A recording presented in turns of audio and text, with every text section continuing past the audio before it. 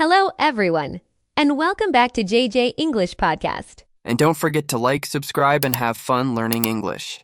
I'm Julia, and this is your warm and friendly space to unlock English step by step, together. I'm so happy to be here with you today. And Jim, I have a question for you, a very common one that people hear all the time. And I'm Jim. Hello, everyone.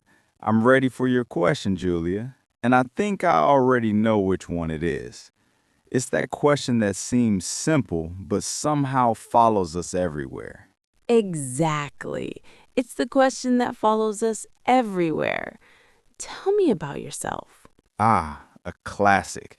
That's a great topic for today. Today's theme is real-life English practice. Talk about yourself.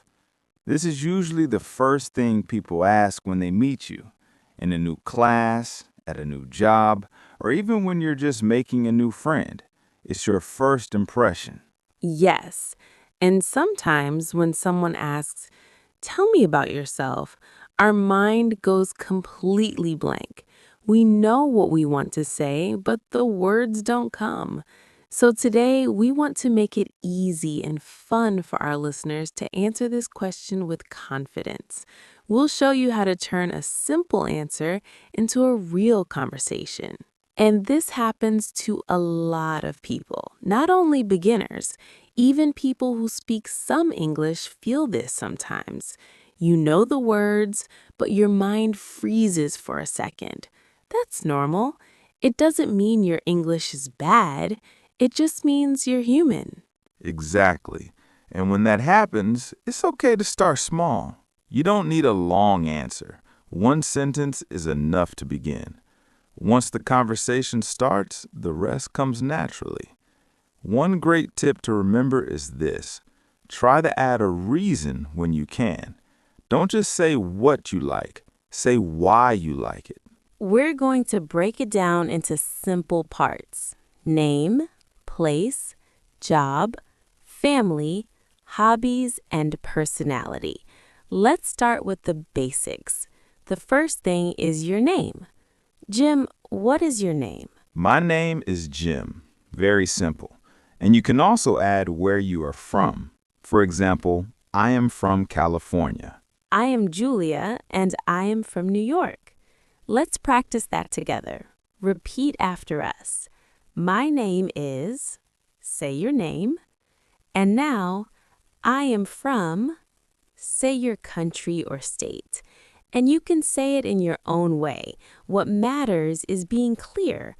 Even saying your name slowly is totally fine. And you can keep it very short if you want. Hi, I'm Anna. Hello, I'm Marcos. Then you add a friendly phrase like, nice to meet you. And if someone doesn't understand, you can simply repeat. You can smile and say it again. Repeat after us. Nice to meet you. Again, nice to meet you. Now let's talk about where you live. I live in a small town. I like it because it's quiet and peaceful. I live in a house with a small garden. And when you talk about where you live, you don't need details. You don't need the street or the number. Just the idea is enough. For example, I live in a big city. It's very busy and sometimes noisy, but I love the energy. I live in an apartment on the 5th floor.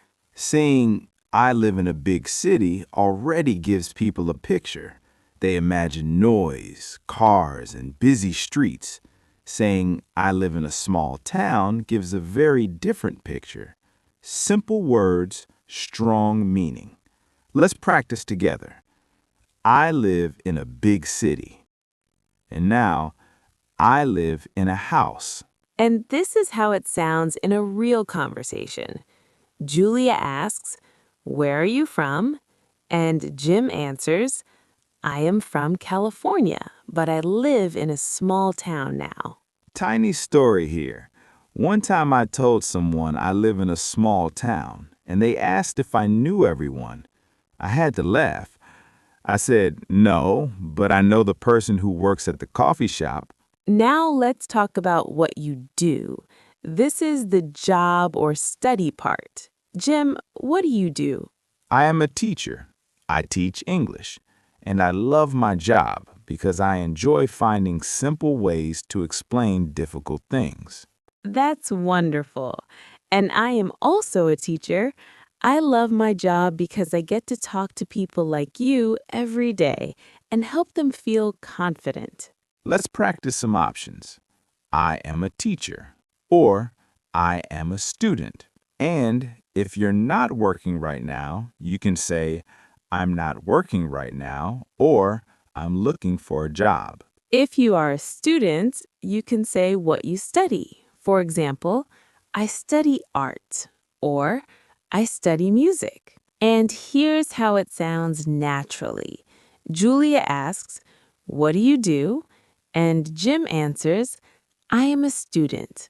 I study history because I love old stories. And sometimes people worry because they don't have a job right now. That's okay too. You can still answer honestly. You can say something like, I'm not working right now, but I'm studying, or I'm looking for a job. These are very common answers in real life. Now let's move to family. Do you have any brothers or sisters? Jim, tell me about your family. I have one sister. Her name is Sarah. She is younger than me. She is a student. I have one brother. His name is Tom. He is older than me. Let's practice together. I have one brother. Or, I have two sisters. You can also talk about your parents. My mother is a writer. My father is a doctor. Let's practice. My mother is a teacher. Another example, my mother is a writer. Another easy family sentence is, I live with my family. Or, I live alone. Or, I live with my partner. Very simple and very useful. Now let's talk about pets. Do you have a pet? I have a dog. His name is Max. He is a small, brown, happy dog. I have a cat. Her name is Luna. She is black and white, very quiet, and very sleepy. Let's practice together.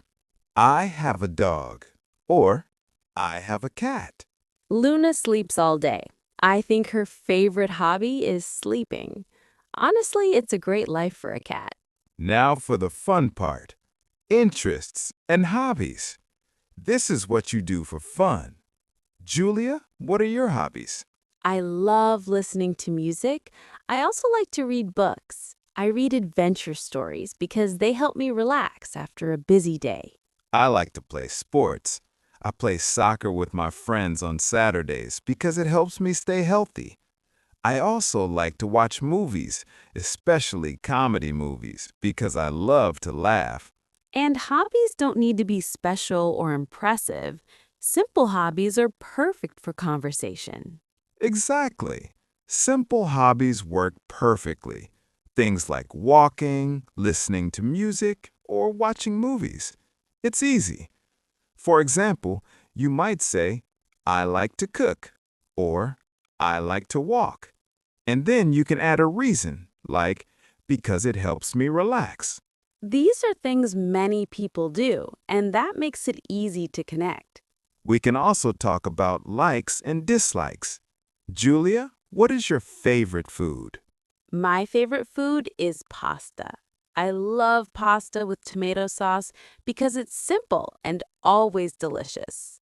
My favorite food is pizza. I like pepperoni pizza. Let's practice together. My favorite food is pizza.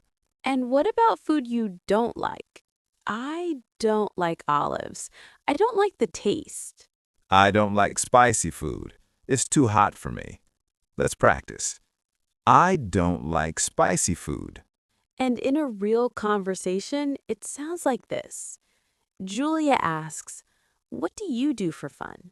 And Jim answers, I like to play soccer and watch movies. Now let's add one more layer. Personality and feelings. This part makes your introduction much more interesting. You can use simple adjectives. For example, I am a happy person. I am very friendly. And I am a calm person. I am very patient. And if you're talking about today, you can say how you feel. I am happy today, or I am tired today. Let's practice that together. I am happy today. And if you feel nervous, you can say, I'm a little nervous. That's completely normal. Yesterday, I was very tired because I didn't fall asleep early. But today, I am happy because we are talking about English. Sometimes people ask, are you a shy person? And Julia can answer, no, I am a very friendly person. I also think it's really nice to talk about the future. People love to hear about dreams. That's a great point. It shows passion. You can say, in the future, I want to, or my dream is to. For example, my dream is to travel to Italy. I want to eat real Italian pizza. And my dream is to write a book about my travels. Let's practice together. My dream is to travel. And now, in the future, I want to visit a new country. It's a small detail, but it really makes your introduction special. We've covered a lot today, but remember, you don't need to say everything at once. That's the key tip. The secret is to connect your ideas and ask questions back. Don't just give facts. For example, instead of saying, my name is Julia, I am a teacher, I like music, you can connect the ideas. My name is Julia, and I am a teacher. I like music. What about you? That's much better. You used and to connect ideas, and what about you to invite the other person to talk. And what about you really is a magic phrase. You can use it almost after any sentence. I like music. What about you? I live in a big city. What about you? Let's practice together. Repeat after us. What about you? Again, what about you? Now let's practice some connection words. Repeat after us. And, to add information. Because, to give a reason. But, to show a difference. Let's try a longer introduction together. I'll go first. Hi, my name is Jim. I'm from California, but I live in a small town now. I'm a teacher, and I like to play sports because it keeps me healthy. And I will say my introduction. Hello, I'm Julia. I live in a big city, but I love quiet hobbies. I like to read books because it helps me relax. See? Listeners, it's simple. You're just connecting the simple sentences you already know. And the most important tip of all, don't say everything at once. Say your name and your job, and then stop. Let the other person ask a question. Exactly. The question, tell me about yourself, is an invitation to start a conversation, not a long speech.